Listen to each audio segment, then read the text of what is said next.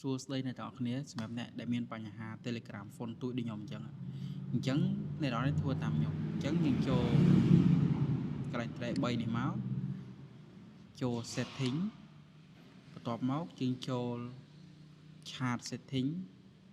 ជាអូសមកក្រោមមកយើងឃើញមានពាក្យមួយឈ្មោះថា font family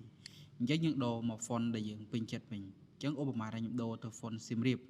អញ្ចឹងខ្ញុំអូសមកក្រោមមកខ្ញុំមករកមើលពាក្យថា font ខ្មែរឲ្យសៀមរាបចាំបន្តិចអស់ហើយ